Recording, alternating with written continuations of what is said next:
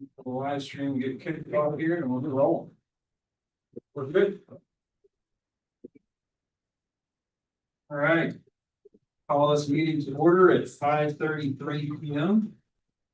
This meeting is being held in open session in accordance with Chapter 551 of the Texas Government Code, and business as conducted by the board will be done so in open session. Each session will be opened with prayer and pledges to the flag. All persons in attendance are free and welcome to participate or not at their own personal discretion. If you'll please rise. Pledge allegiance to the flag of the United States of America and to the republic for which it stands, one nation, under God, indivisible, with liberty and justice for all. Honor the Texas flag. I pledge allegiance to Texas, one state, under God, one and indivisible.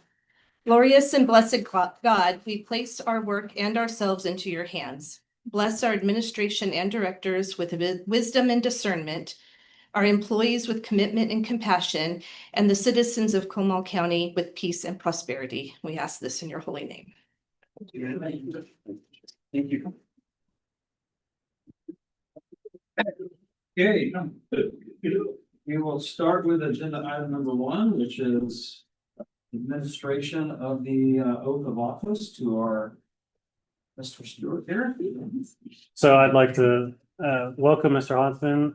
Michelle, she's a notary. She's going to go ahead and swear you in for this meeting. We're going to have to do it again in January, but glad you're here, and we look forward to working with you. So.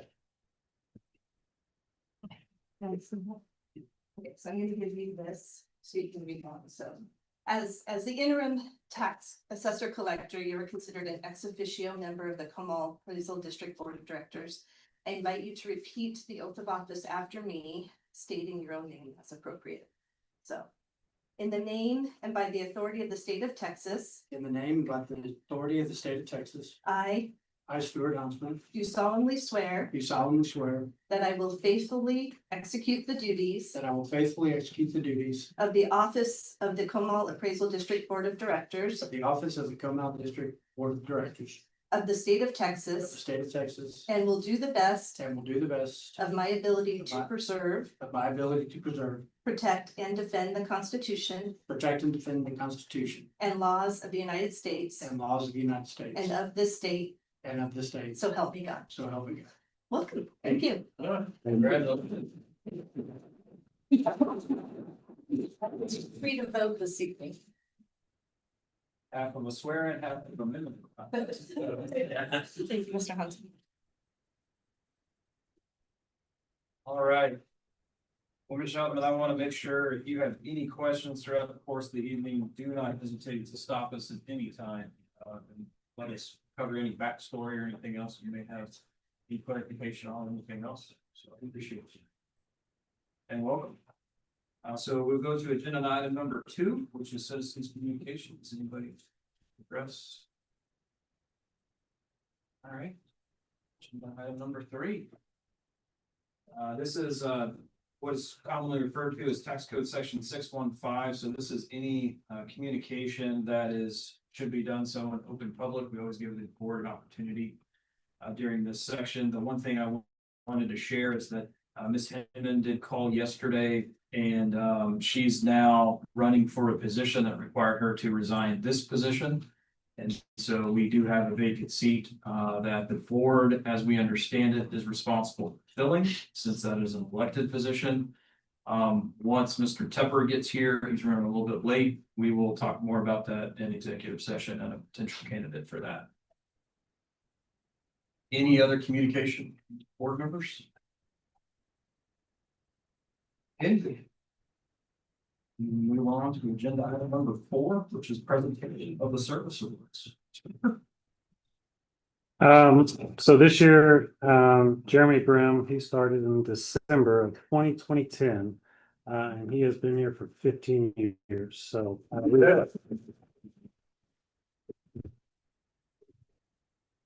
Jeremy started in residential. He switched over to ag and land. He's very involved with our ag advisory board. He actually went to college for an ag certification. So he is very knowledgeable in his position, and he's been a great asset to the district, so. Thank you very much for your service.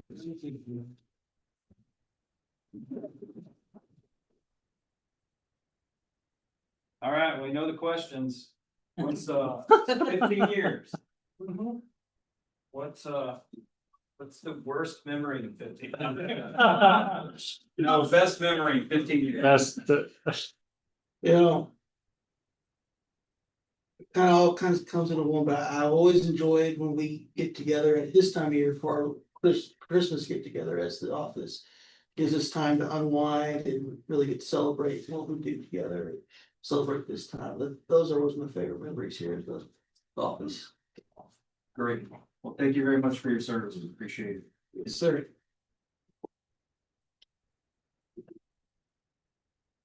Okay, now let's see here, the presentation of the 2025 agenda item number 5, for the presentation of the 2025 Foxhole Award.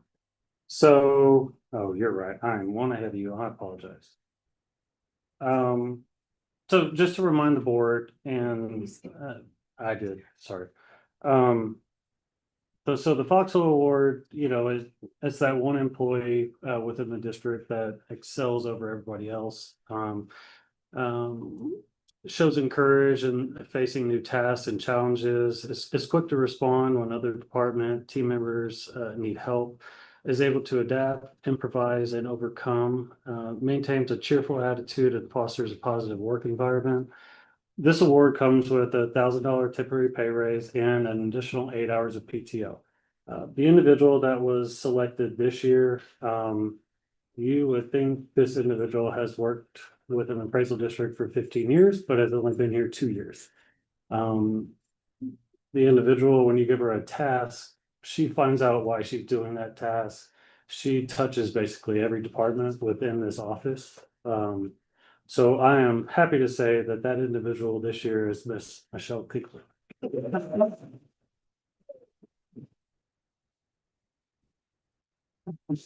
Yeah. Okay, never mind. You gotta ask her to say something. She is awesome. I'm gonna tell you that. Oh, thank you. Okay, we need some sort of speech. Okay. I do have a little bit of me, but actually, it's easy to be my best self when I'm in a job that I love.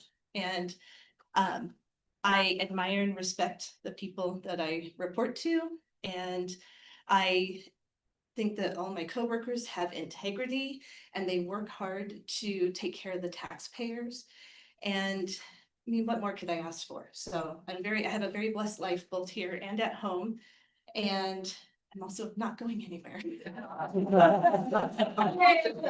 But I love my job and I really enjoy it. And thank you all very much. I really appreciate it. Congratulations.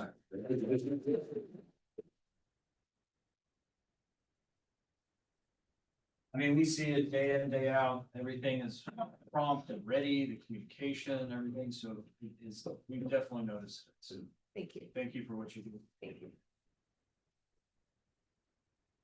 All right, this next one is from Mr. Long. This is agenda item number 6, which is recognition of the outgoing board members. This is not just for Mr. Long, but we'll start with Mr. Long. Mr. Long, the district wants to recognize you for your service. You've served from 24 to 25, so you've served 2 years.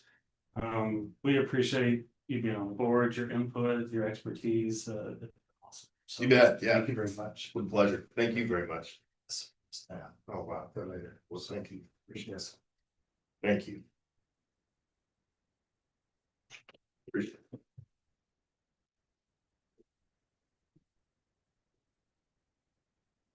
Mr. Tyler, where do you want to start? I was gonna go to agenda 7, but. So for the record, Mr. Tyler, you started in 2017 through 21, and you've been the chairman from 2022 to 2025. So the district really appreciates your involvement in the district, your expertise as well, and what you've contributed to us. And I know you've been through a lot. We definitely appreciate it. So thank you very much. Absolutely. Yes. I've enjoyed it. Thank God you give it back to them.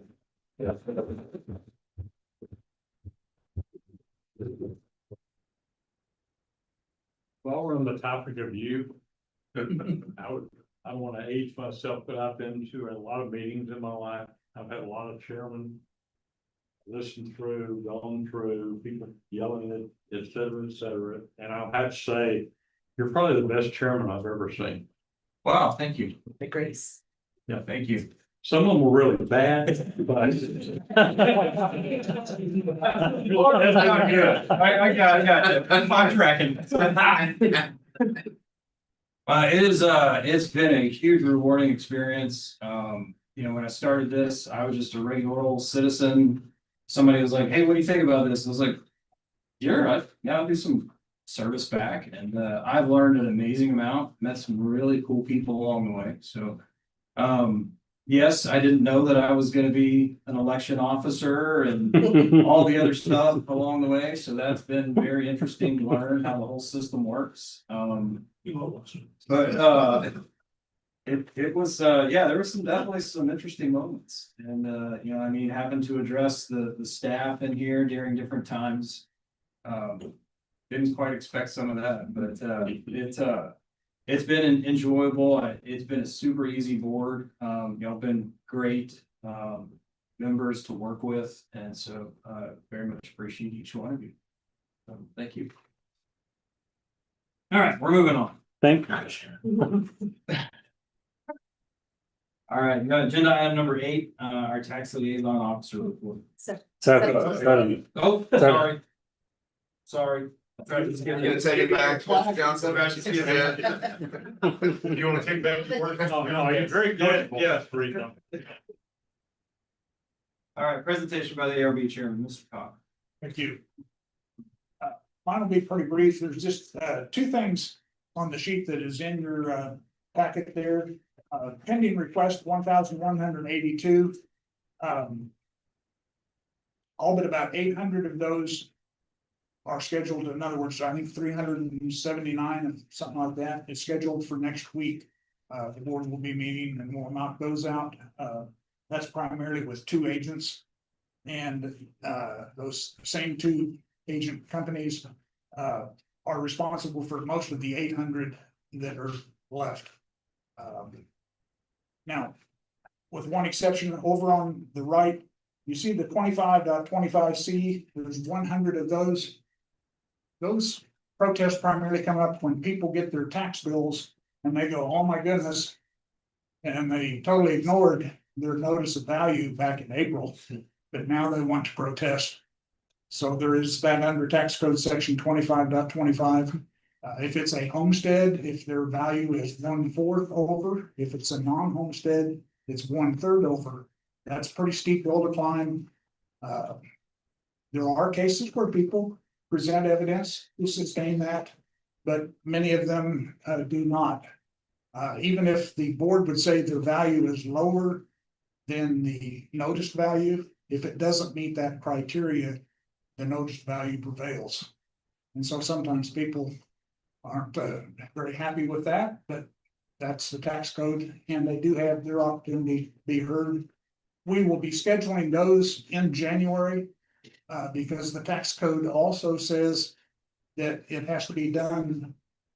They have to have paid their taxes by the delinquency date, which is January 31st.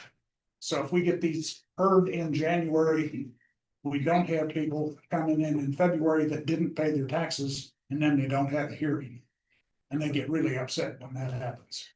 So we will be getting those knocked out in January. Any questions? Thank you very much. Excellent job this year, by the way. Thank you. Very much appreciate you and the ARB. The only other thing, if I can add, in y'all's packet is also the order approving appraisal records. Our last board meeting was early October. And the appraisal district, the ARB, excuse me, did turn those records back over to us October 14th. So we did make some progress from the prior year, but those records are done and approved. So we are done with all of that. So. All right, item number 8. Tax liaison officer report. Oh, thank you.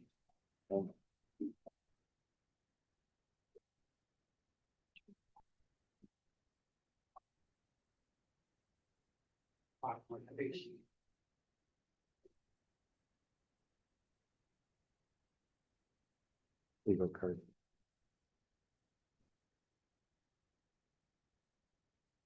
Thanks, everybody. Next slide, please.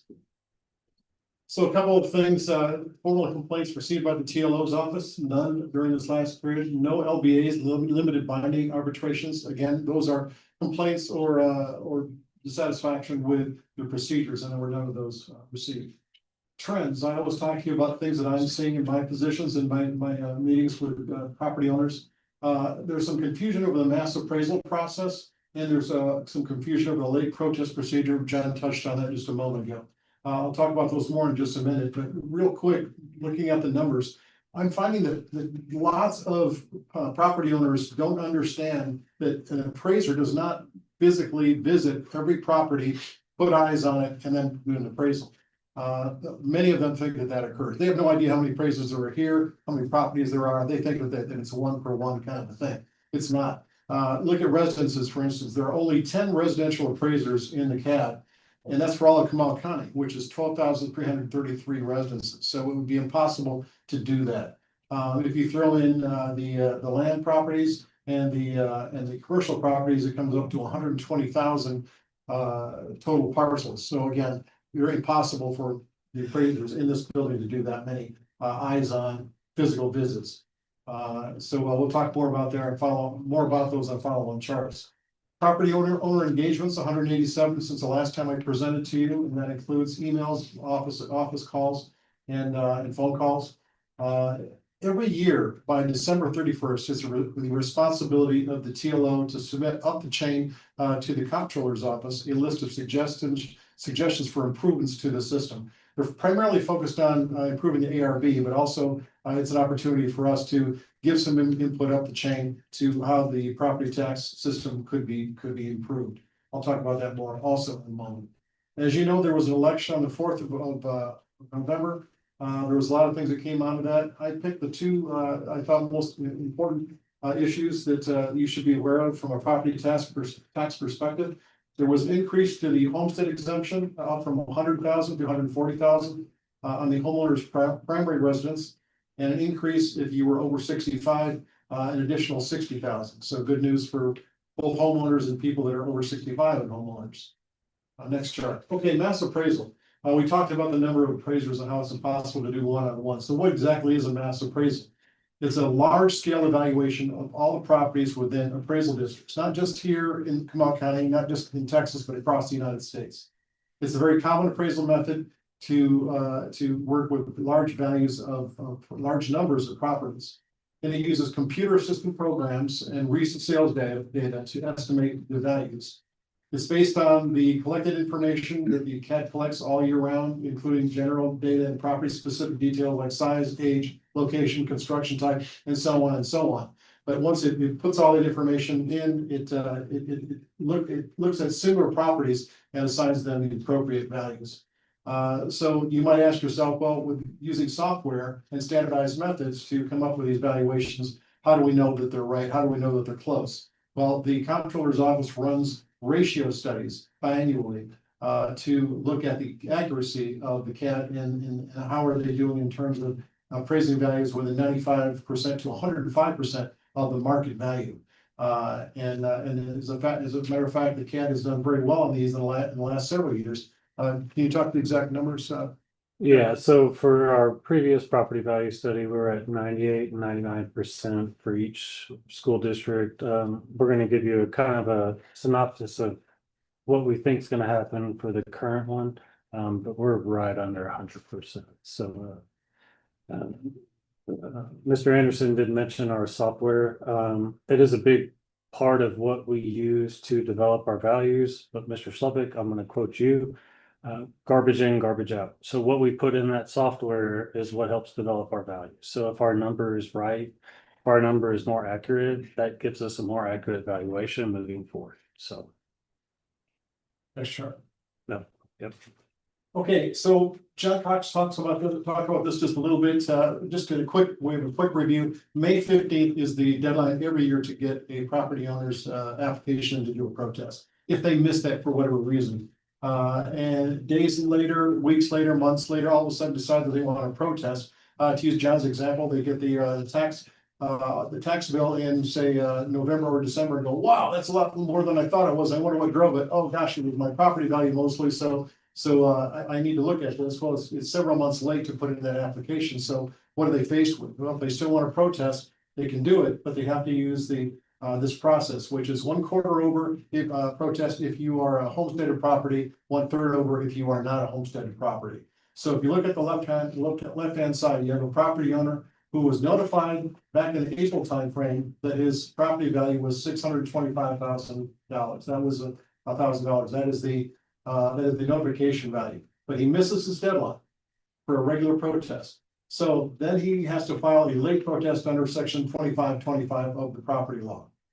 So if he has, in this example, a homestead exemption, he's eligible for the 1/4 over, not the 1/3 over, which is a higher bar to jump over. And so he goes through a regular ARB process. The ARB comes up with a number.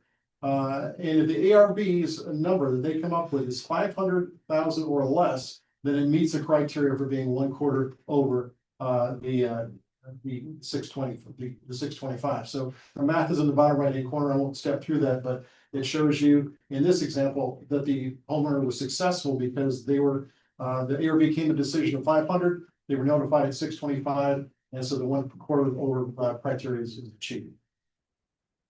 If, on the other hand, they were not successful in achieving that, then it would revert back. They would have 625 would continue to be their property value going forward for that year. Any questions on this? Okay, next chart.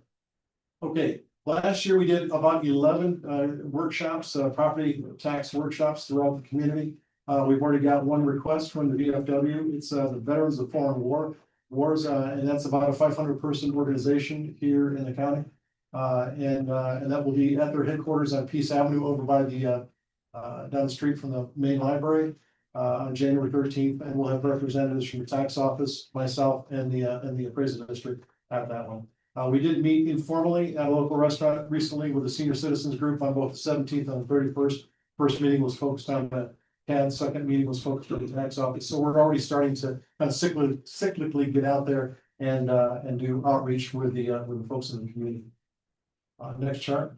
Okay, this is the same as I showed you last time we got together, but they say that we are still at 16 total positions with the ARB, and we'll continue to collect resumes in case of next. Okay, so I talked about this briefly. On the 31st of December, I have to submit to the comptroller's office a listing of suggested changes to the hearing procedures. It's focused primarily on ARB's fairness and efficiency, or the ways that we can get more fair or more efficient. But it's also an opportunity for us to submit suggestions up the chain from property owners, agents, chief appraisers, ARB chairs, and et cetera, to the comptroller's office saying, we think that this particular area could use more emphasis, or is improperly, this is improperly worded, or this could be made better in some way, shape, or form. And this is not to be confused with the requirement that ARB has on the April of every year to submit their hearing procedures. So if you have anything that you think that needs attention, or you think it could be fixed or improved, feel free to give me an email or something in the next week or so, because I'd like to get these in by our deadline, which is the end of December. Next. Okay, so feedback, ARB comptroller surveys. These are all anonymous. These are the ones that they hand to the taxpayer when they sit down with ARB at the beginning of the session. And they receive afterwards if the homeowner desires to turn it in. They also have the ability to turn it in electronically directly to the comptroller's office, and we would never see those. But the ones that we do receive back, in terms of checking various blocks, every single, not every single, there was one that wasn't, but 6 out of 7 were rated courteous, attentive, knowledgeable, organized, and fair. And there was handwritten comments like great stuff, great staff, well done, thank you. One survey on the 17th of November wrote, this market is ridiculous. We shouldn't have to protest at all. taxing on us people too much needs to stop. We don't know who the person is because it's anonymous. It's input, how emotionally they felt about the whole process, but you'll notice that they wrote, the market is ridiculous. They didn't say that the ARV session or that the process was unfair. Cat online surveys, so all of them there were just 3, all were very positive, and all rated very good, which is the top rating. Comments included quick and efficient, wonderful and knowledgeable. Those are all in your package. Next chart. Okay, front desk comment cards. These are usually focused on the performance of the folks at the front desk. And there were 60 received since the last time we were together. Every single card was rated very good, which is the top category for courtesy, professionalism, and service. 2 separate property owners, this happened to us last month, felt that very good was not good enough. And so even though it was our top category, they crossed out very good and wrote excellent. I think that's always entertaining when they have their own categories in there. Eager to help with patience and kindness, went above and beyond, professional and knowledgeable were typical comments. Other feedback we got from various ways, letters, emails, and so on. 7 out of the 8 were very positive. Fabulous, deserves a raise or promotion, David Law Firm, handwritten note, kudos to all the exemption staff.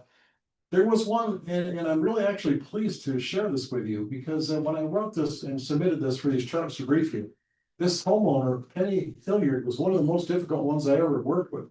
She was extremely angry at her email. She called us thieves, and the entire email was one insult after another about her high appraisal. She bought a Canyon Lake land property for $75,000, and then she found out later that it was appraised at $136,280.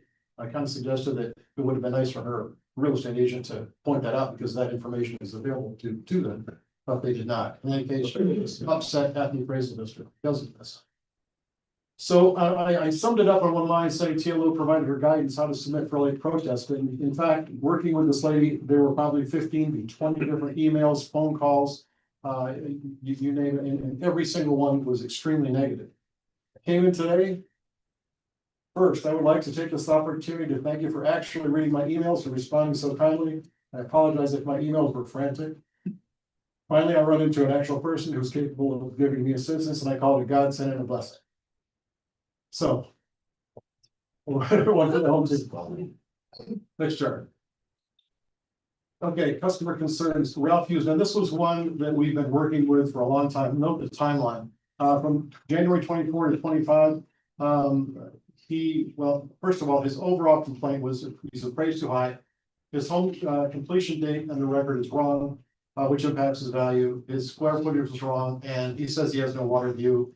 And that was what was in the record, which impacted his value. So working with him from January 24 to November 25, which included a couple different ARV appearances. Over that time, his market value was reduced from 911,200 down to 620K. Square footage was updated, water view was removed, and condition was changed from good to average. And all that went into his value coming down to 620,000, which would appear to be a fairly significant reduction. But he continually sends emails, it seemed like practically weekly, demanding that we relit his year built and his ISD tax-free ceiling. So finally, we have, when I say we, myself, Jeff Booker, Tanner, several of the CAD managers, and I think even the tax office has talked to him, and so he just picks up the phone or email every other day and reaches out to a different person, hoping he'll get a different answer. But after having many people look at this, to include Donna Campbell's office looking into it, we received correspondence back that is very supportive, saying that the CAD did not make any mistakes. These 2 areas that he is still upset about, his free ceilings and his year built on his house, were accurately calculated. At this point, there was nothing more that we could do with him after all this time, and so we advised him to seek legal representation. That's kind of where we left it with. Next one, okay. Jeremy, you have already been honored today, so don't get too big of a head, but we're going to recognize you as being the land representative. Can you stand real quick? I know you did that once. So you joined back in 2010. You were a substitute teacher with Marion ISD previously. I graduated from Texas A&M. Married for 10 years to wife Patty with 2 children, Jacob and Emma. interests are watching football. I hope that was A&M football. Ninth pin bowling and hunting. Would you like to say anything? 15 years here, I've enjoyed it, every step of it, seen a lot of changes, started right along with Jeff, our chief, and it's been great. So, Where do you 9-pin bowl in Bull Birdie? well, I enjoy it, I haven't 9-pin bowled since I had my son, Okay. but actually I went to Civil Oak, Oh, okay. I bowled out there. I'd never done 9-pin until I did it at Bull Birdie, and that's a whole different game. It's really fun. Well, you're the only pocket of the United States that actually does it, so. Yeah, it's a neat game. But Cool. Thanks, Charlie. Thanks, Jeremy.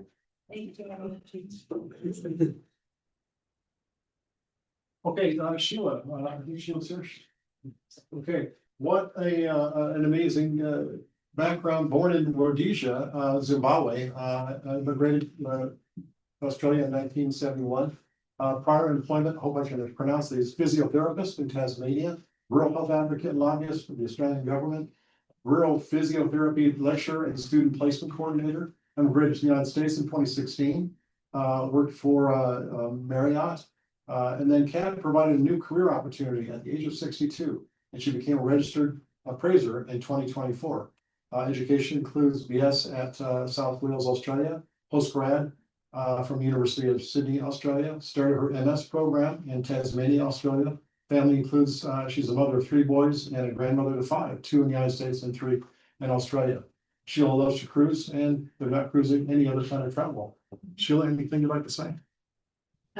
Just that the biggest thing for me coming from Australia, where before I moved here in 2015, I was unemployed and was basically told that I could keep trying, but I was unlikely to get employment. To actually be given a opportunity for a new career at the age of 62, to be sent to school to train in that career, is something that I just find mind-blowing, and I absolutely adore this job. I love working with the taxpayers, and I work with GIS and deeds.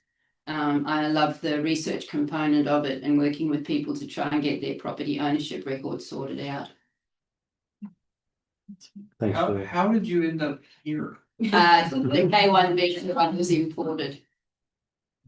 That's a long way to get up in Braunfels. You blame Facebook and online games, pre online games the way they were now.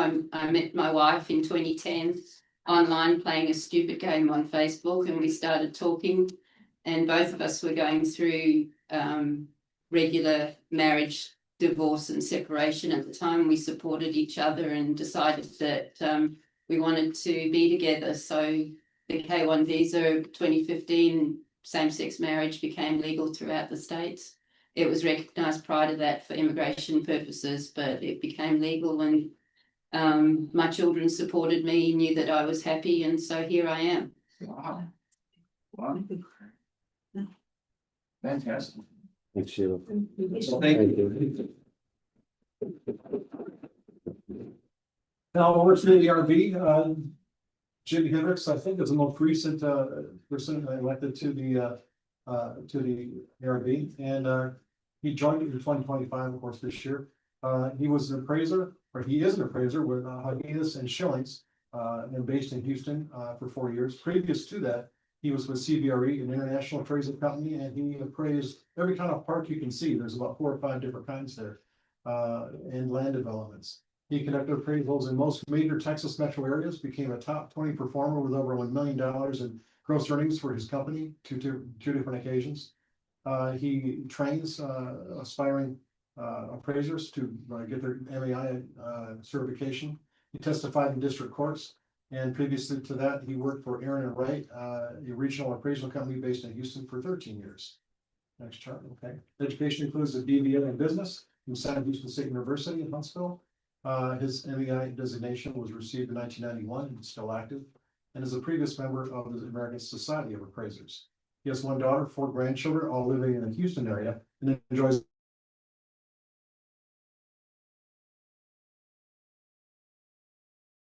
water sports, Houston, Central College and high school sports. Jimmy, what you got to say? Sounds like I didn't have a life other than praising.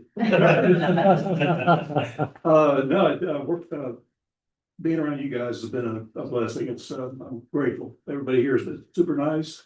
Those comments, 99% of those are spot on. Everybody I've worked with has been well overabundance of, pleasantness. So other than that, you know, I love it here. It's great. Great. Thank you.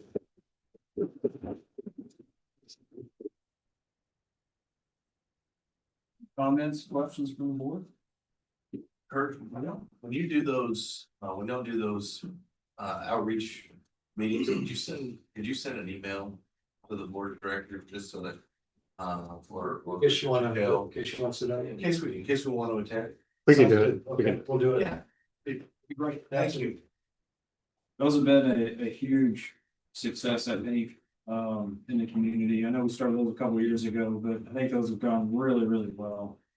In clarifying a lot of the confusion and various other things. Yeah, I'm just looking through these notes. I still think y'all like take out the bad ones. They're all good. I mean, I hope you're relaying that to the customer support staff, because it's, I mean, you see the names Amber, Crystal, Lena, I mean, it's over and over and over. And so that, and Mr. Cox, same thing, on the ARB. Their responses are very positive, courteousness, et cetera. I know that we're not gonna, you know, make everybody happy. I get that, but the teams are just doing phenomenal. And to walk in the front door, you don't expect that, so. It's a very good thing. Thank you for your team. Well, Mr. Tyler, you have Crystal here that is one of the faces of the district, and Sheila's also part of that, so. Good. Thank you. Yeah, you're very popular. Yes. And I'm up front a lot. Keegan and Luna. Yes, we have a great, yeah, we have a really great customer service. We get a lot of compliments. We don't always get cards, but when people come in and they always are like, oh my gosh, you're so nice, and oh my gosh, those shiny things. And so we do get a lot of compliments that might not get turned in, but they might come in upset, but they typically leave with a smile. This is what we try to do. Not always, but we try our best. Can I say something real quick? And I'm not, it wasn't supposed to address it, but I've been to a lot of different appraisal districts in this state and other states, and by far, everything she said is absolutely true. Yeah, it's pretty incredible. I mean, to have those over and over and over. It's very well done. Okay, takes us to agenda item number 9, discussion and possible action approval of minutes from the October 7th, 2025 regular meeting. Comments, suggested changes? Make the motion to approve as presented. The motion by Mr. Miller. Second, Mr. Brown, any other discussion? All those in favor, please raise your right hand. Motion carries.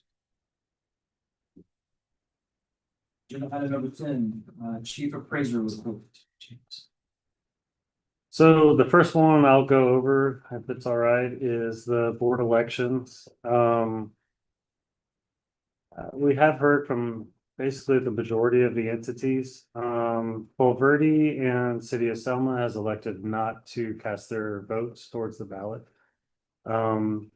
So right now, Mr. Sean Alvarez, we received MBISD's documentation this morning, their resolution. Sean Alvarez has 2,108 votes. Mr. Case Brown has 1,851, and Mr. Craig O'Neill has 999 votes. That is basically how it's going to end up. The ones that haven't voted have a very small amount of votes, talking between 1 and 27 votes. So it won't really sway the election anymore. So it looks like Mr. Alvarez and Mr. Brown will be appointed to the 2 vacant positions that we will have as of January the 1st. So It was Sean Alvarez and who else? Sean Alvarez and Case Brown.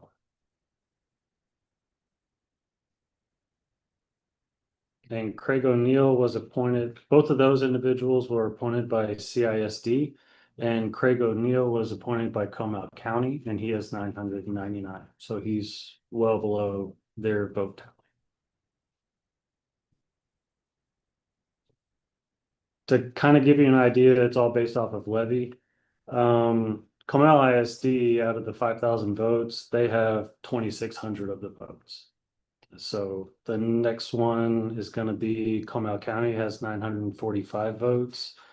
MBISD has 717 votes, and then it goes down from there. So Comal ISD controls over 50% of our budget. So they have a majority of the votes. And now that the elections are 2-3-2, it'll, I would imagine, be pretty much go like that most Yes, sir. times, Yes, sir. because it's such a heavy vote count. Correct. You don't spread them.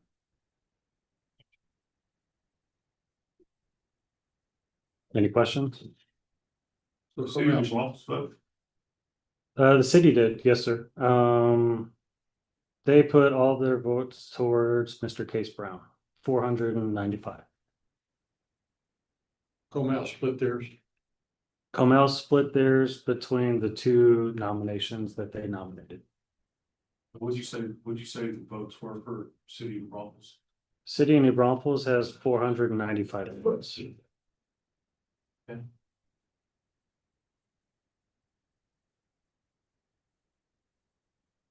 And I told y'all Selma and Boverdi, they elected not to vote, right? So those votes are out. So the deadline is December 15th, but nothing's gonna sway, I don't think, how the tally has come up as of now, so.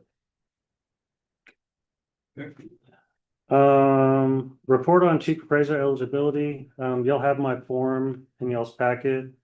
I have made my continuing education requirements. It has been submitted to the comptroller and they have responded that they have received that. So for the year of 2026, I should be good. So homestead exemption update. So right now, within Comal County for the year of 2025, we have over 57,000 homestead exemptions. For 2025, Crystal and our customer service department has processed over 9,192 exemptions. And when I say process, that's either an approval, a denial, or a disapproval. So they have worked over 9,000 of those. Right now we have 1,257 that were within the 90 days, and we have 113 outside of the 90 days. But we have reached out to all of those 113. We're either missing a driver's license, the application is not fully complete, but we have reached out to all of those individuals. So none of them are correct and pending. They're missing something. no, total pending is 1,370. What's within the 90 days is 1,257. No, outside the 90. Outside of the 90, we've received an application, and then we're either missing on those 113, either a driver's license, the application isn't fully complete, and we have reached out to those individuals to get more information. So. And are those all homestead or some of them other exemptions as well? They're all homestead. Yeah, those are all homestead. Well, when some of them have to be with the DV ones, because I think you said them all from theirs.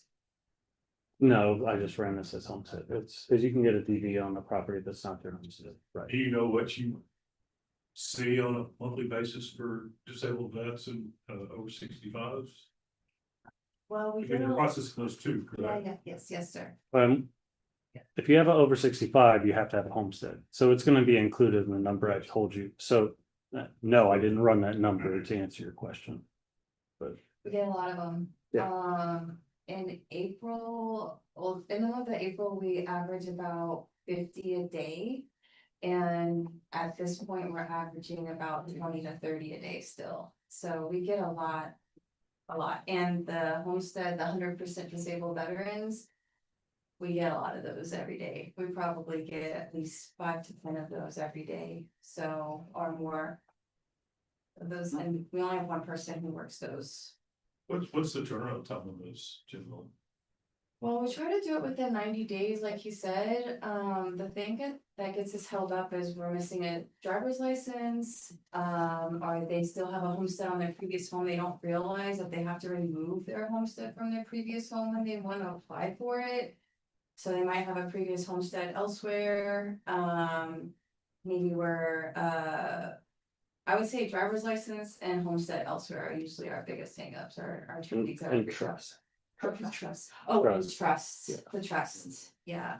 But really when we're reaching out to them, it's usually we're like, sometimes we are having to ask for the trust because maybe they had bought it and they put a trust in and then they didn't reach out to us about it, but I would say driver's licenses and previous homesteads are usually our hangups, because then they have to go out to that other county and request to remove that homestead. And there are some counties that won't remove it at a certain part of the year, so then then we have to, we'll deny it for 1 year and then we'll approve it the next year when they'll get it removed. So it's a lot of communication. Are they're not from Texas, or they think their driver's license, or their husband has a driver's license, but the wife doesn't have a driver's license. So it's a lot of like just little detailed things, trying to make sure it all comes together in like a big package. But I would say most of them are not pretty packages.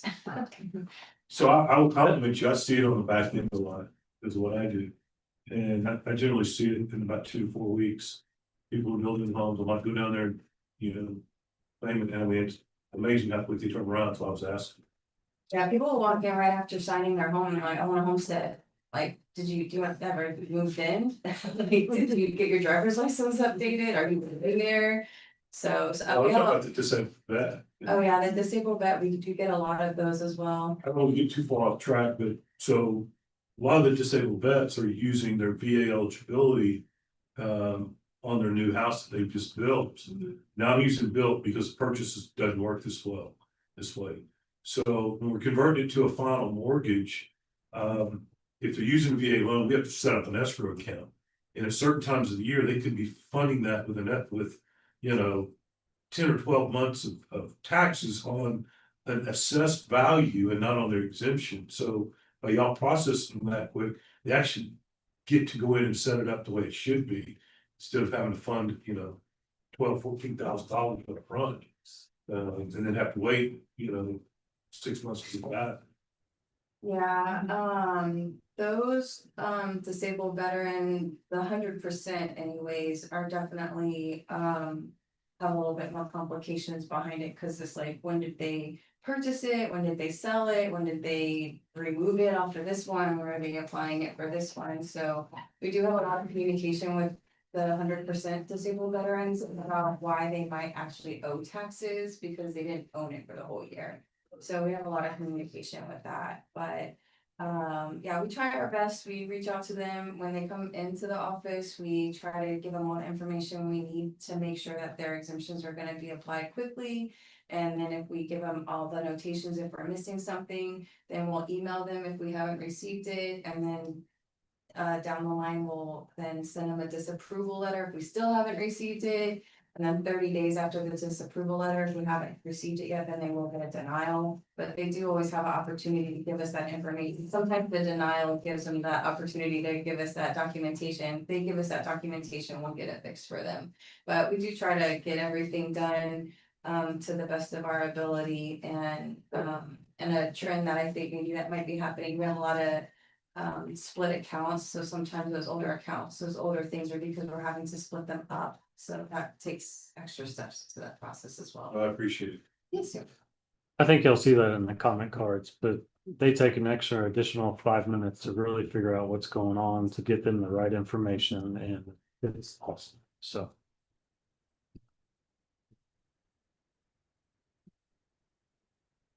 Anything else?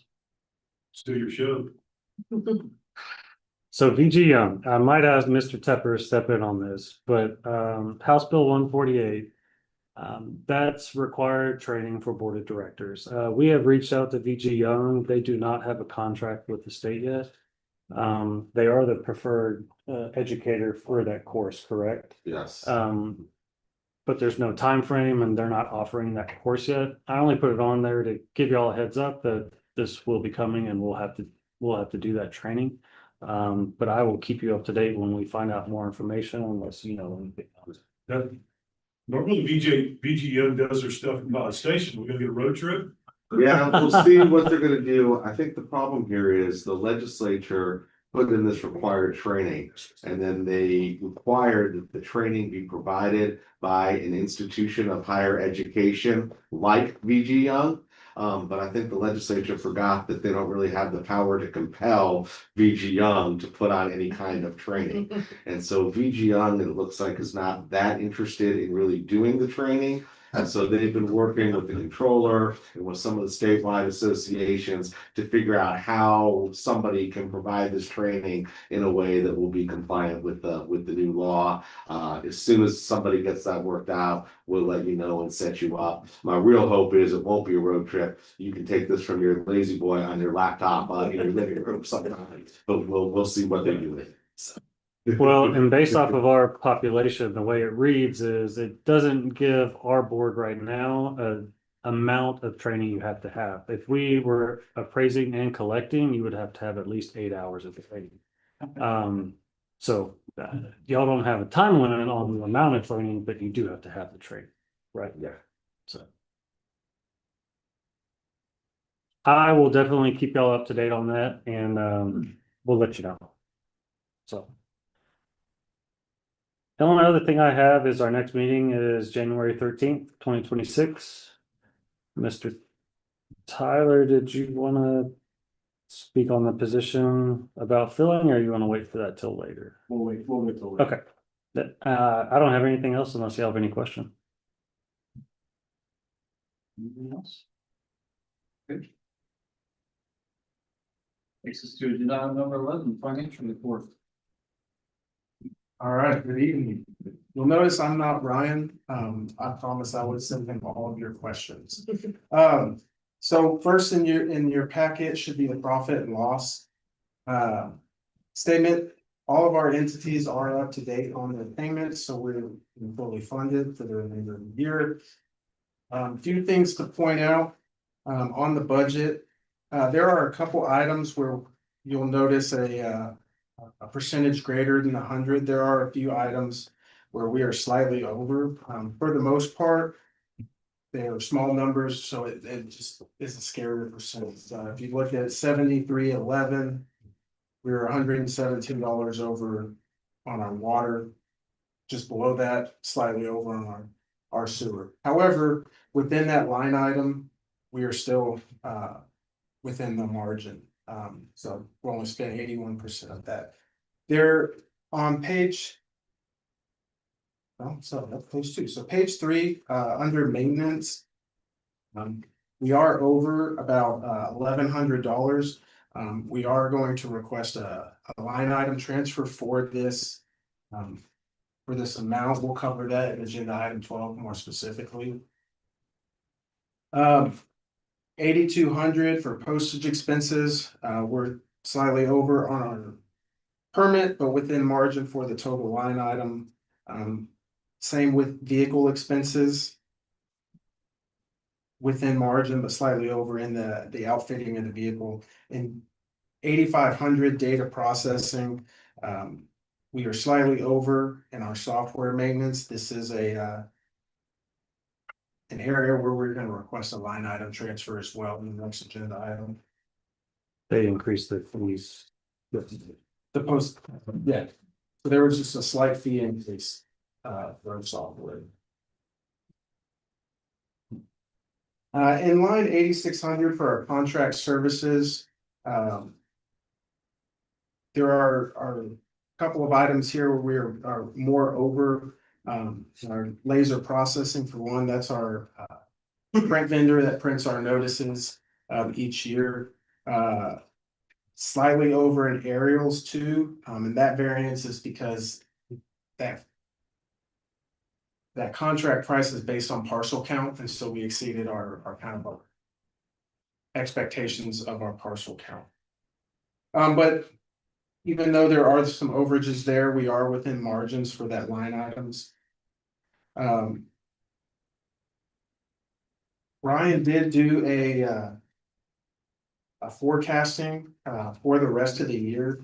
And so this is prediction and aggressive forecast of how much money we would have left over at the end of the year. And so Ryan's predicting about $344,000 left over in our budget. That would be eligible to go back to the entities. Now, we have an audit. Or, yeah, the audit's beginning January 26th, so we'll have a more precise figure for you then. And just to add to that a little bit, contract services is always the big ticket item outside of employee expenses. We'll have potentially right under 47,000 left over. And that's with paying for a feasibility study that was right under $100,000 that we did not budget for. So that's why that kind of line item is going to be a little lower than typical. But like Tanner said, potentially we should have right around $344,000 to either retain or give back to the entities after the audit is completed in January. So our big savings under contract services were in our legal fees and our HR consultant. Correct. I'm gonna be honest with you. I don't even know if we used our HR consultant that much this year. So yes. Are we pretty well caught up on our legal services? We'll get to that. Okay. Yes, sir. Any other questions on the P&L? Next, we have our investment summary. So we currently have 3 treasury bills that mature at different times early next year. Bottom of that first box, you'll see our money market account and the interest accrued during the reporting period. We did have one treasury bill mature at the beginning of November. And you'll see those figures there. The next page does have a summary of our committed funds. We have that there for you as well. And then last but not least, in your packet, you should see our balance sheet as of the end of November.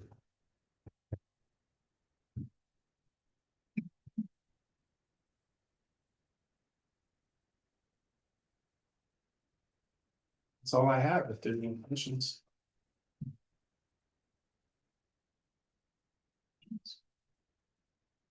I will tell Ryan y'all grilled me pretty hard. Yeah. Yeah.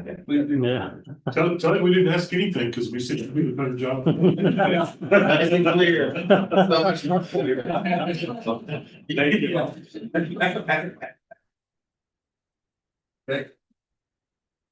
right, well, I guess you've given us the precursor. Sure. Agenda item number 12, discussion possible action, approved line item transfers to the 2025 budget.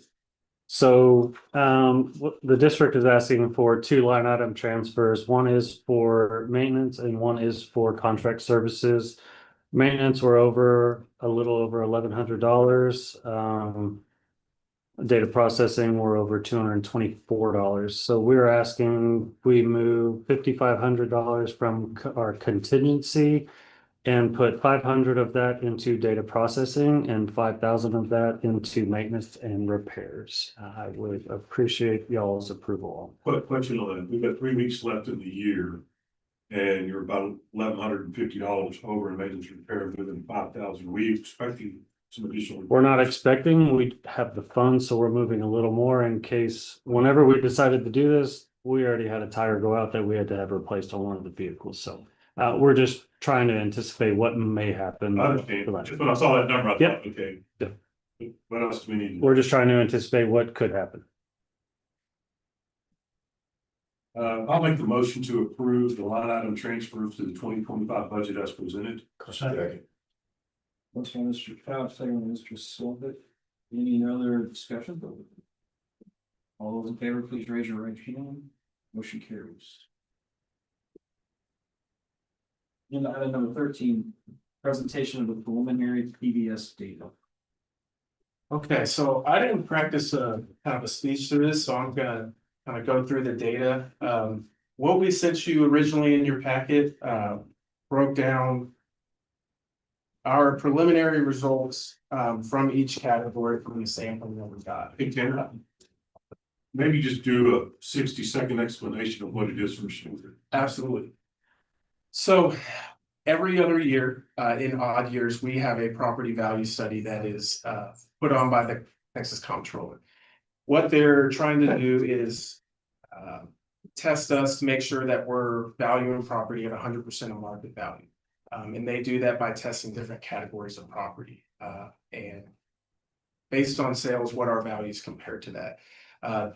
Our range that we need to fall into to pass the study is 95 to 105%. So if we're plus or minus that 5%, then we're in confidence. This is important because it affects school funding. If we fall out of confidence and fail the study, it would affect the schools in the amount that they get from the state. Where do the values come from? Sales. So the values, each year we send a EPTS report, which is an electronic property transaction report. Basically, we send the state all of the sales information we have. And from that list and from their own sources, they sample a category of property. Category A is our biggest, it's residential property. So they pull sales for each school district. We have 4 school districts in the county. We do not get tested in Wimberley or in Bernie, just Comal and NBISD. And so they pull that data for residential properties. For commercial properties or properties where there's not a significant enough amount of sales, they do their own appraisals and we get tested along that. Right. We're getting tested on information we don't have. Correct. Keep in mind, you probably know this, Texas is a non-disclosure state. That's why- So we don't get every sale that happens. We really only get 20 to 30% of the sales that I don't know why these don't see your. Right. And the last thing I'll point out is our testing timeframe. We have to set values each year as of January 1. So we use January 1 of the previous year to January 1 of 2025. Let's say. The test for PVS happens from July of 2024 through June of 2025. So we're going to get tested on sales that we haven't seen yet or weren't even considered, may not have even happened at the time of our appraisal. So in your packet, what you're looking at, there's in most of the categories, the numbers are right where we want them. A is definitely where we want them as it carries most of the weight in our study. Category B is slightly under that 95%, and I know category F is alarming on this sheet.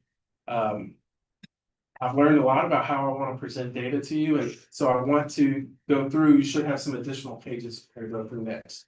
The 74 and 77% for category F only reflects the sales that we were given.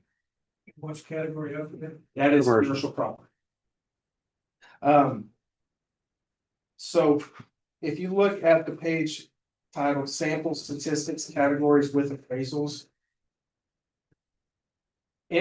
So we'll start at the top. In New Braunfels School District, we had in category B, they sampled 8 sales, and they're going to do 16 appraisals for our total sample of 24 properties. Category F, there's only 5 sales. They're going to appraise 31 properties. So there's 36 total. This just shows you, there's so much data that's there that we don't have any idea where those appraisals are going to come out. We only know what those 5 are. So that 74% in NBISD only reflects 5 sales. It doesn't include the other 31. Now, in that specific category, as an example, we have 5 sales in there. We only reported 4 of them. So that 5th one they have found, but we don't have. And then of those 4, 1 is an outlier. And it's skewing that 74% all the way down. You take that out, those other properties are right where we want them. So how can I look at this to kind of predict where we're going to be? On the following page, there's going to be a title called Assumptions. Can you back up a second? Yeah, absolutely. So in NBISD, this is new. If you look at category C, we have, since I've been here, we were never tested. Category C is vacant land. We have never been tested on that within the city of New Braunfels or within ISD, I'm sorry. The reason we're being tested now because vacant land has met a threshold value and has gone over that amount. So now we are tested on it. I don't, well, they're doing mainly appraisals within category C because there's not a lot of vacant land sales that happen within the city or MBISD. But that is new. So that's a new category that was not anticipated for this year. It's not that we forgot about it or weren't adjusting values. It's just new for this year. So Where does it become land? What's the threshold? what, 250 million? million. Yeah.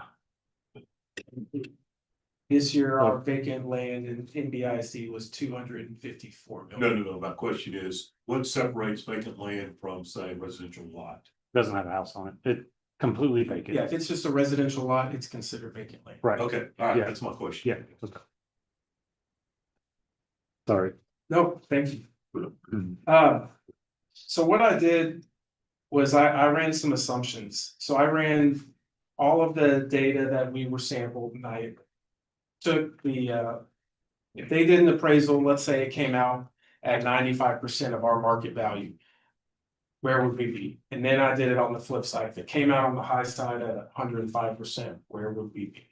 And so on that page titled assumptions, you'll see in those categories, if all of the appraisals came in at 95% of our value, you'll see where our values end up, or our ratios end up. So we're on the high side in Cat B, Cat F, and Cat C, and NBI, CISC, 98 and 104. If they run high on all of the appraisals, then our values are 95, 94, 96, NBISD, and CISD is 105. So it's hard for us to gauge where we're at because we don't, category F and NBI, I only have 14% of the data that we're getting tested on. So that's a disadvantage there. I did include on the following pages the number of sales properties that we have. I included their sales ratio. So if you look at category B for NBI, we have one sale that's at 76%. And then two others that are below the 95. Everything else is within our threshold. If you look at category F, we have 4 sales. There's one sale in there that's dragging it down.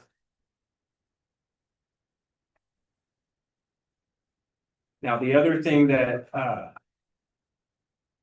wasn't able to calculate is if a property is pulled in the sample and it goes before the appraisal review board and a board order is issued. Whatever the board adjusted the property, they apply an adjustment to the sales price because that was not our value. So there is some wiggle room there.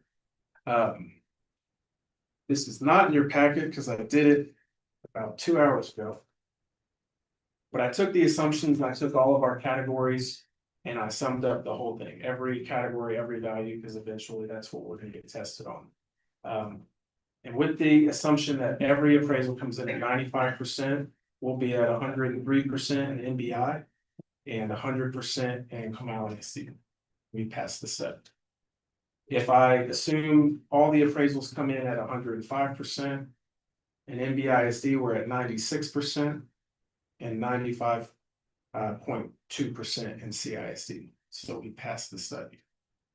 Now I don't think every appraisal will come in on the low end or the high end, so I think there's some room in there, but I haven't found anything that suggests to me that there should be a unsatisfactory.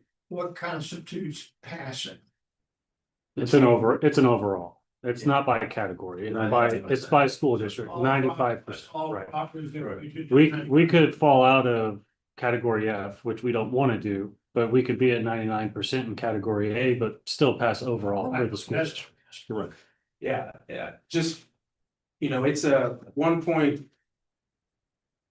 In ComalAD, the appraised value in the study is about $1.46 billion. Category A by itself is about $560 billion, so it carries the most weight out of all the assumption, or all of the categories. There are two categories that we get tested in that we do not have information for, and that is category D, which is our ag property, and category L, which is our business personal property. So trying to figure out how that would apply in there, I went back to our 2023 study and I inserted the values from there because they haven't changed much year to year. Typically, we've never had any issue without being marginally close to 100%. And our values slightly increase overall. So with those involved, I think it will help out too. Is there a threshold on that? It's the same, the 95 to 105. Well, what a total value threshold, a value threshold. So the value threshold is it has to be $250 million in total value within that school district, or represent a 5% sample size within that school district. So category D is tested only in ComalAD ISD, not Indy ISD, and then L is tested in both.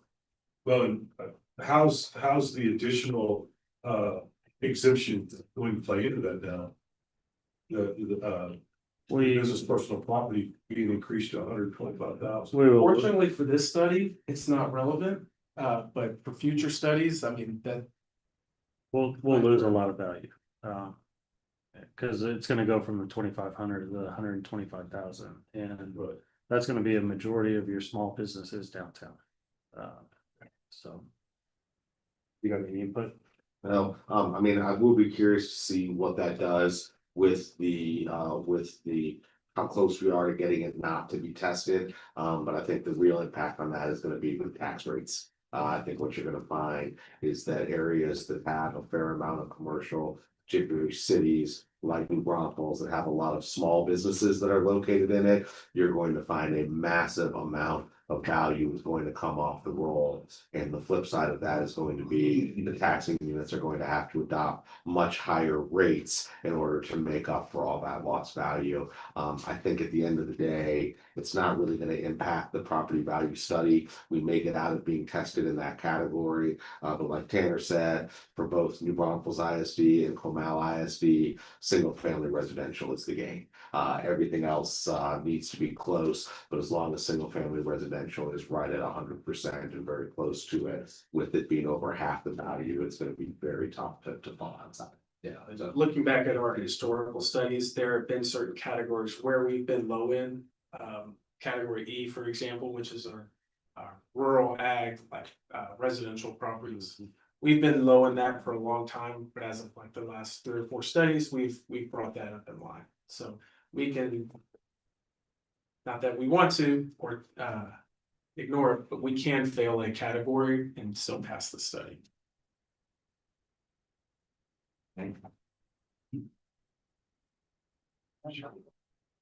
Results are by January 31st, so we should know soon. So. By January 1st, that means sometime between 11:30 and midnight on January 31st. Any questions? Thank you. Thanks, Ted. Yes, sir. Okay, agenda item number 14, discussion of possible action, approve the reappointment of Ag Advisory Committee members for 2026 and 2027. So the district does have 10 Ag Advisory Board members. They're on staggered terms. 5 of them are up for re-election, and that is Craig Elbel, Jerry Bogus, Keith Widener, Robbie Beach, and Kyle Kep. All of them have expressed that they are willing to serve again. So the district's recommendation is we approve their reappointment for another 2-year term. Mr. Chairman, I make the motion that we reappoint Craig Elbel, Jerry Bogus, Keith Widener, Robbie Beach, and Kyle Kep to serve 2-year terms ending December 31st, 2027 to the Ag Advisory Board for 2026 and 2027. Second. Motion, Mr. Crouch, second by Mr. Sullivan. Any other discussion? The only thing I'd say is make sure we appreciate, Absolutely. thank them for their service. Yep, Continued absolutely. service. All right, all those in favor, please raise your right hand. Motion carries. When do they generally meet? We try to meet right before October 15th because our ag survey is due to the comptroller on October 15th. So we usually meet mid-September around that time frame. I can let the board know the next time we set up if y'all want to come. Yes. So absolutely. Agenda item number 15 is going to be moved to line up with agenda item number 21. 21. So we're gonna come back to it. We move to agenda item number 16. And that just puts all the salary discussion in this. Agenda item number 16, discussion possible action, appoint bank depositories for March 1st, 2026 through February 29th, 2028. So when the board approved us to reach out for bids, we did send out bids to 26 banks. Basically that's 17 different unions. So if there's 3 Randolph Brooks within Comal County, we sent it to 3 Randolph Brooks. 27 banks overall. We only received 1 bid back, and that was from Frost. I have the complete bid with me. I printed out the more important pages that I feel the board might be interested in. To be honest with you, during the bid process, we had additional banks reach out because they wanted to submit bids and they've never submitted them. So Frost was the only one that responded. Here's your rate survey. We ready for a motion? Yeah, I mean, I'm in. I'll move to approve Frost Bank as the bank depository as presented. yes. Another motion by Mr. Suffolk, second by Mr. Brown. Any other discussion? All those in favor, please raise your right hand. Motion carries. Agenda item number 17, discussion possible action approval by resolution updated policy for disposition and litigation filed against Comal Appraisal District.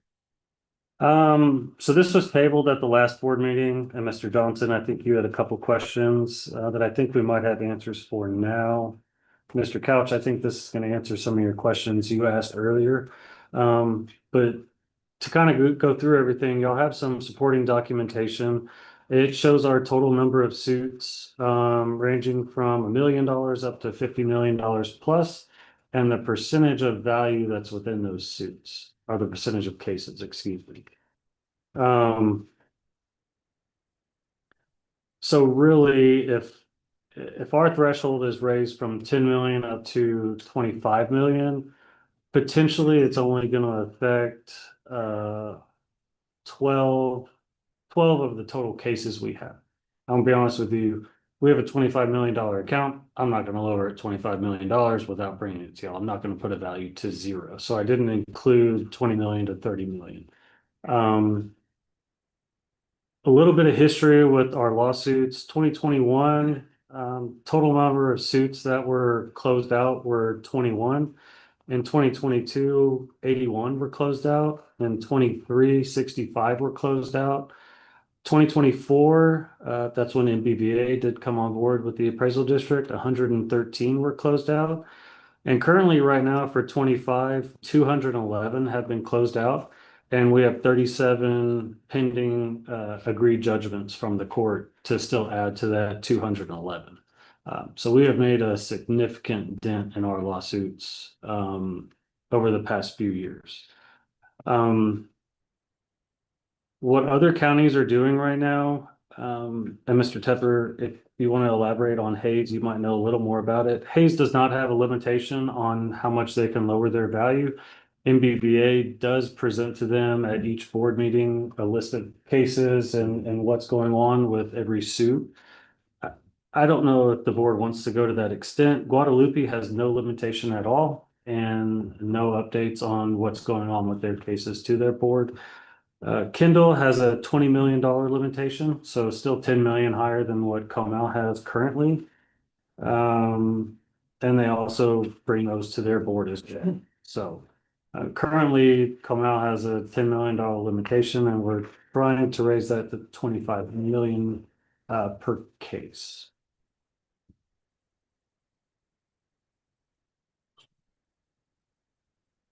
So the way I would look at it, and kind of surprises me, Guadalupe's doesn't have a limitation.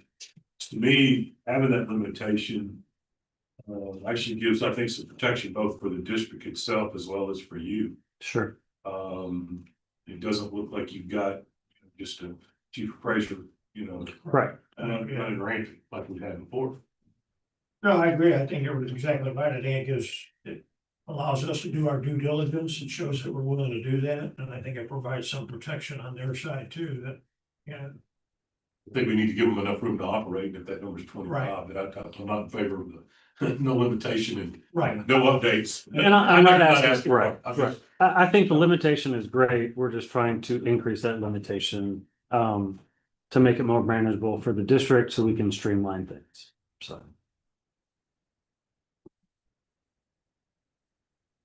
I can answer any questions if y'all have any. No, just looking at this, it said the number is 20 million or 25 million. They're asking for 25, I'm okay with that. I don't think it's really gonna be. And again, we're talking about 12 cases. I do have to commend y'all though on getting a lot of these out of here that just seem to never go away.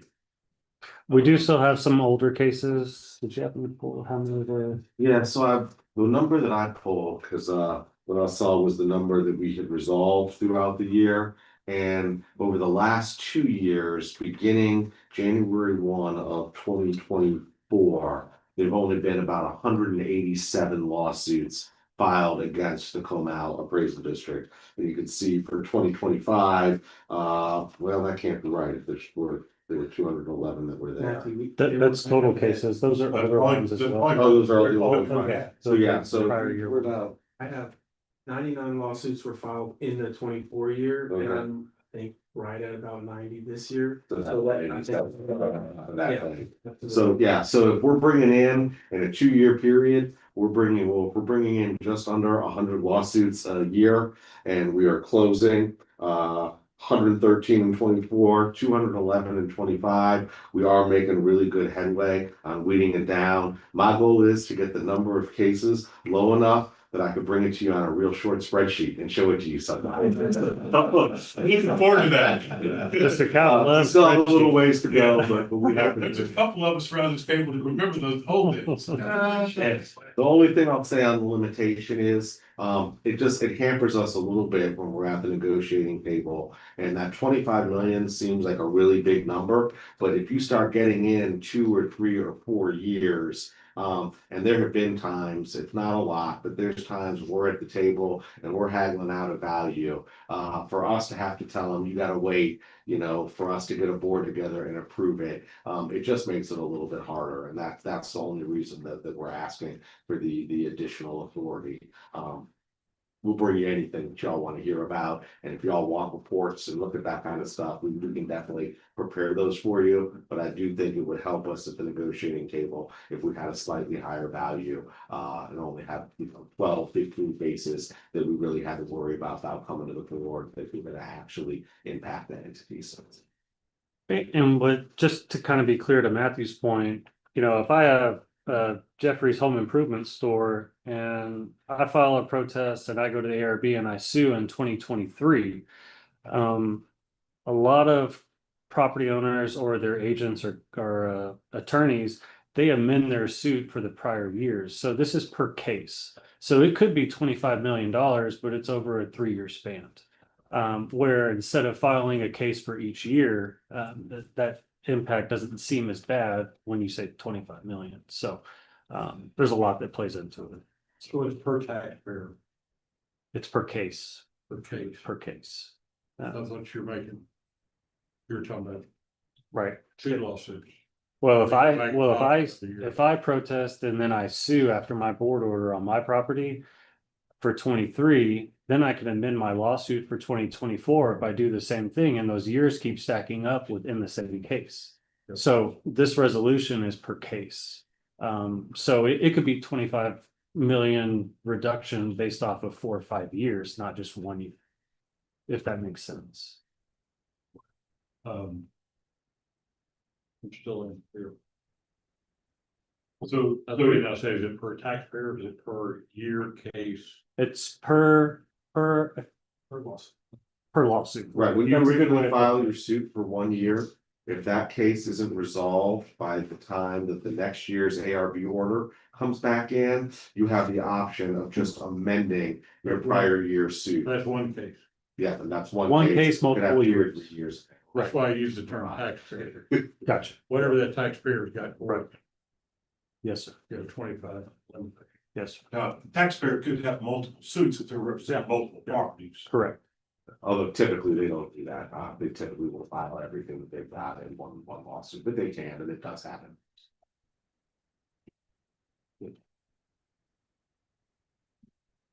I'll make a motion to approve by resolution the updated policy for disposition of litigation filed against ComalAD County, ComalAD Appraisal District in the amount of $25 million. Second.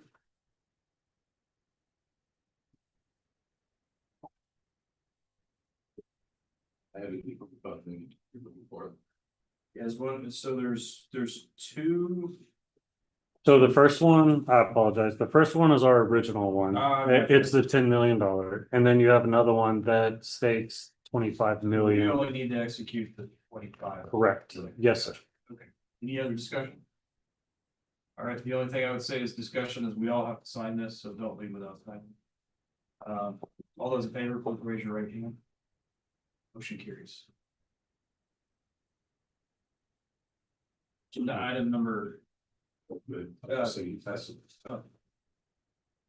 Agenda item number 18, discussion of possible action. Approve just appraised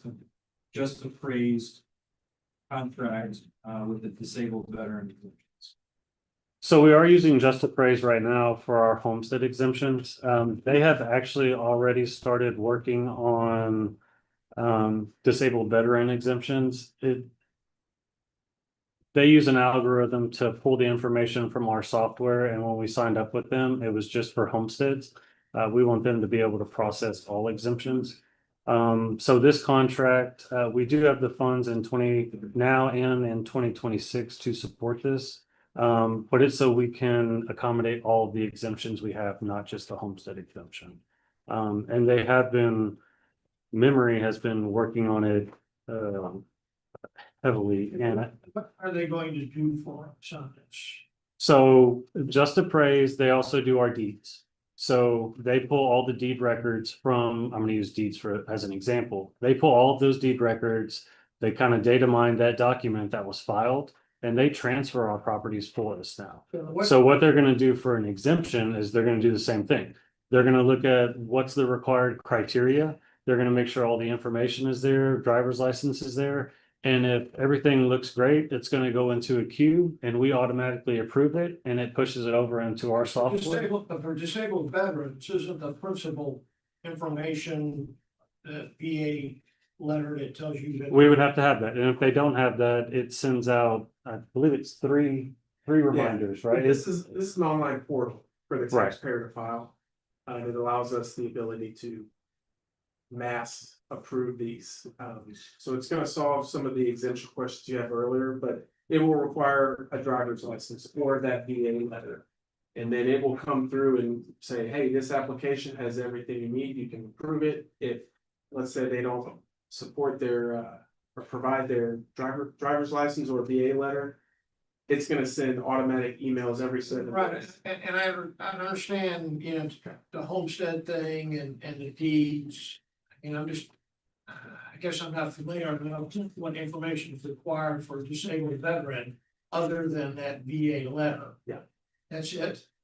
Well, it is, and they're still gonna have to provide their driver's license, but if they don't provide either one of those, it's gonna kick it back in the queue.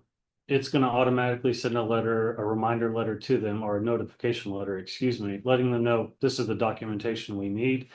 And then if we do get that information, it processes all that for us. It takes the human interaction out of it.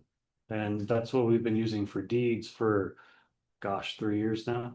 Yeah, the deeds don't have to go, you don't depend upon the taxpayer to input the data for the deed, do you? We do not. That's all pulled from the clerk's Right, well, office. it's the county. Here, you're depending upon an individual property owner to submit their data through the portal in order to eliminate people, people interaction in the office to handle this thing. Yes and no. We are trying to streamline it and we've had good success with Just Appraise. But it's still gonna send them, it's not just gonna automatically deny it if it doesn't have all the documentation. It's gonna send reminder letters, it's 3 of them after it is disapproved to get us the documentation we need so we can move forward with it. So prior to Just Appraise for exemptions, we had an online portal and taxpayers, if that was their way choosing how they wanted to submit it, they could. But we would process it, but it would not go into tax. It just stayed there in its own little world. Just Appraise is actually going to help the taxpayer fill out the application by, suggesting what information is needed. And then when we hit process in this software, it's gonna not only send the image over of the application, it's also going to process it completely. And so we're gonna gain time in our performance every day by being able to use that. Now, if a taxpayer comes in, maybe they don't want to use the online portal, we'll take that application physically. And we have an image reader within our scanner, so it's gonna scrape all of the information off of that and physical submitted application, plug it into the Just Appraise system so we can process it the same way. Now, the only difference is if they submit it online, we'll do communication online. If it is handed in physically and we put it through the scanner, we'll still contact them via phone or mail that way. And we're gonna send out all of our letters in the same manner, letting them know, hey, you've been approved, or if we need more information, that's where this hang up is with our exemptions right now. So this is gonna send more reminders. So we're trying to get more involvement and get more avenues that benefit the taxpayer, but also improve our efficiency and allow these customer service and exemption appraisers to focus on the more unique applications. We're trying to get those processed faster. And before a final no is sent out or disapproval, it's gonna be touched by a human being here in the office. We have to approve it or deny it. Approve So, that. yes, it goes into a queue and you can either approve 10 or you can approve 9 and deny the other one, and we could reach out to that one individual that So we. you got it, your exemption. Absolutely. You wanna make it And final. if we Correct. ask for more information every week after that, if we didn't get that information, it's automatically gonna send an email. Hey, please give us your driver's license. Right. 14 days later, please send it. Hey, 7 days. So it's really good to help remind people, because everybody's got a lot going. So We have used this for deeds. I mentioned this for the last 3 years, and actually Just Appraise is actually using Comal as kind of a test dummy because we have perfected it so much. We have other appraisal districts reaching out to come see how we're utilizing it, to see how they can utilize it, to how efficient we're being. That's on deeds. So But just this is is, giving us the marketing discount on all of this. we'll get to that on the next one. They've actually been great. It's a good product, so.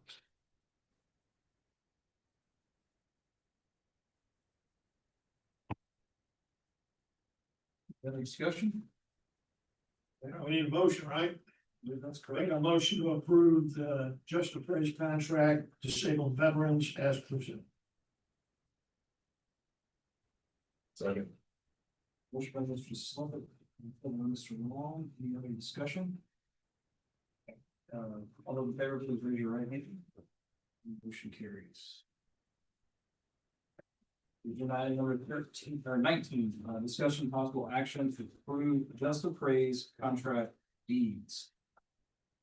So same company, obviously, this is through Just Appraise. We already use them for our deeds processing. We're on a year-to-year contract right now. Currently, what has been proposed is a 3-year contract. The first year, which would be 2026, there is no rate change.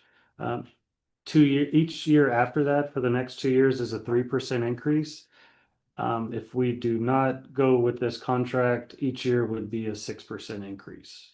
I'm gonna be honest with you, their deeds processing is awesome, and I don't see us getting rid of it. So locking it in for another 3 years, I think it's a smart decision by the district. So I ask for y'all's approval. Jeffrey, how long have we been using them for deeds? 2.5 years. Yeah, so. And even with the statute changes and depending on what happens with appraisal district, we're always gonna have deed transfers. So this isn't gonna go away. People are gonna keep filing property. We're still gonna have to maintain ownership of what's filed. So we're gonna utilize this for the years to come. So A motion we approve the just appraised contract for deeds with the 3-year term. Again. Which one, Mr. Brown, second, Mr. Miller, any other discussion? I have one quick question. Sir. It says service capacity will not exceed 13,000 documents a year. Is that plenty? it is, we have around 12,000 deed transactions a year. So it's right under that. So. Any other discussion? All right, all those in favor, please raise your right hand. Motion carries. You just note that Mr. Johnson did step out. Item number 20, discussion of possible action included the 2026 holiday schedules. So in y'all's packet, you have the district proposed 2026 holiday schedule. You also have the county's holiday schedule that was approved November 25th of 25. Typically, the district follows their holiday schedule. It is 13 holidays. I asked the board consider and approving it based off of what Comal County had approved.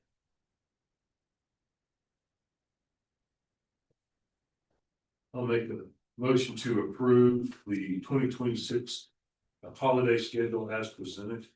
Second. Mr. Couch, second, Mr. Long, any other discussion? All right, all those in favor, please raise your right hand. Motion carries. We're gonna go back to agenda item number 15. So number 15, this is basically a COLA for the TLO, the ARB chairman, and all the other ARB members. The reason I wanted to group these together, the research we found, we're going to ask for a 2.5% COLA for our salary schedule for 2026. And then instead of keeping the chairman and the TLO stagnant from year to year, we did do a salary survey, get the information from other appraisal districts, and it falls within that 2.5%. So rounding it, it would be a $5 increase per position, which would be the district's recommendation. So I can answer any questions y'all may have. I know in the past we've at times have kept those positions stagnant and not increased that per diem per year for them. So I think it's justifiable. Any feedback from ARB members? They're always appreciative. Any feedback from either one of you gentlemen? I think we're appreciative. Yes. Great.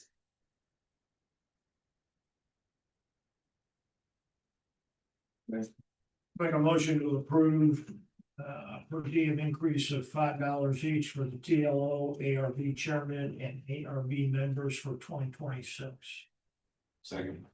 Motion by Mr. Silver, second by Mr. Brown. Any other discussion? All those in favor, please raise your hand. Motion carries. We will now go to agenda item number 21, discussion and possible action approval of the 2026 salary schedule. So we already talked about the ARB chairman, TLO. The district did do a salary survey, and I am happy to answer any questions that y'all may have. Out of all of the positions we have, our salary schedule has really maintained itself with the COLA from year to year. Let me see, 1, 2, 3, 4, 5. 6 of the 9 positions we have were all in line with what we found out from our salary survey. customer service, office assistant, HR coordinator, and accounting were the three that were not. So the district's recommendation is to adjust the salary schedule for customer service by 6.2%, office assistant by 6.1%, and then HR accounting specialist by 16.7%. And all of the other positions only adjust by the COLA, which is 2.5%. HR coordinator and accounting specialist, that is a huge jump. I did get Ross's advice and worked with him a lot on this. It looks like originally when we developed this schedule, it was misclassed. And when looking at the Bureau of Statistics and we look at the Hill Country region of Texas, non-metropolitan, that ranges all the way up to almost $44 an hour. And we just had it classed wrong from the beginning. So that would be the district's recommendation. If y'all have any questions, I'd be happy to answer anything you have. One question I have is on those three positions where you just said about the percentage, they get the COLA on top of that? So the COLA is going to adjust the schedule. So no, I'm sorry. No. So we're going to adjust the schedule based off of these percentages. So you can assume within, let's just call the first one 6.2%, that COLA is included within that 6.2%. Yeah, correct. So those percentages are how the schedule is going to change. And there's. See down in here, I'm trying to find it, but I don't see it. You're only breaking out the. Let me see. Oh, good, I'm sorry, the 5 minute frame. Yeah, there's the numbers on the right side. I'm sorry. Yeah, we gave you a 25 schedule to see where we were at and a 26 with the adjustments on them.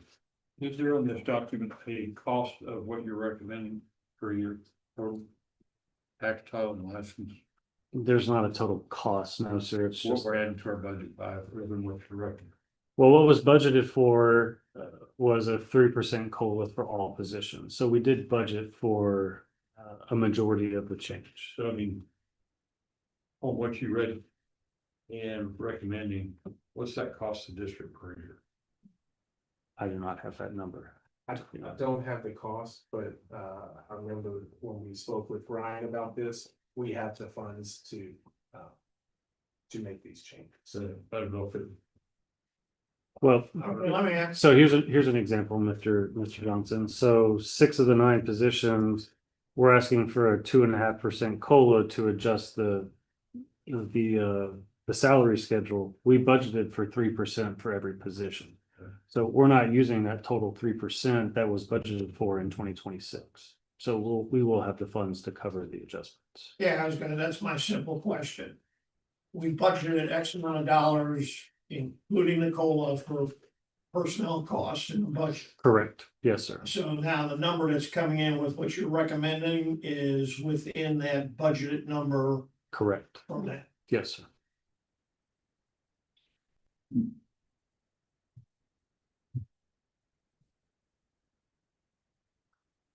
I would like to make one other comment though. I know there's a lot of talk about the salary schedule, but I do think it's important to point out that how this schedule was built and the COLA being implemented has really maintained the schedule to keep us competitive with other appraisal districts. We're only adjusting three positions out of all the positions we have because we're staying competitive with all those other positions. So it really has served its purpose, I think. So Jeffrey and I have talked quite a bit about this particular salary schedule, about the steps and everything else. I think it's something we need to look at next year. yes, sir. To make sure that we're in line with, I know in our last meeting, we had some discussion about the amount of increases that we've done each year with the step and the COLA. We want to stay competitive, but we also want to make sure that we're doing what's right for the taxpayer. Yeah, I'd agree. I'd like to kind of take a look at it again next year and see where we're at. I mean, I'm not a big fan of chasing what everybody else is doing necessarily. And our values being, principally driven by what everybody else is doing. Maybe that's right, maybe it's not. So I'd like to take a look at the overall. How we're Sure. doing this next year. Absolutely. We can start it early next year and have a couple discussions about it and before we even get to it by the end of the year, so. That said, I'm happy to make the motion to approve the 2026 salary schedule as presented. But they have to second it. First one, Mr. Crouch, second by Mr. Johnson, any more discussion? The only thing I want to say is I know that several of y'all have met and talked through various different alternatives and everything else. I very much appreciate y'all investing your time. That's, I think, very beneficial all the way around. To bring clarity and transparency, to make sure we are balancing both the need of the employee and the taxpayer both. So thank you all for doing that. All right, all those in favor, please raise your right hand. Motion carries. Takes us to executive session. And we do need executive session, so the board of directors on December 9th, 2025, beginning at 7:19. Convene an executive session in accordance with chapter 551 of the Texas Area Meeting.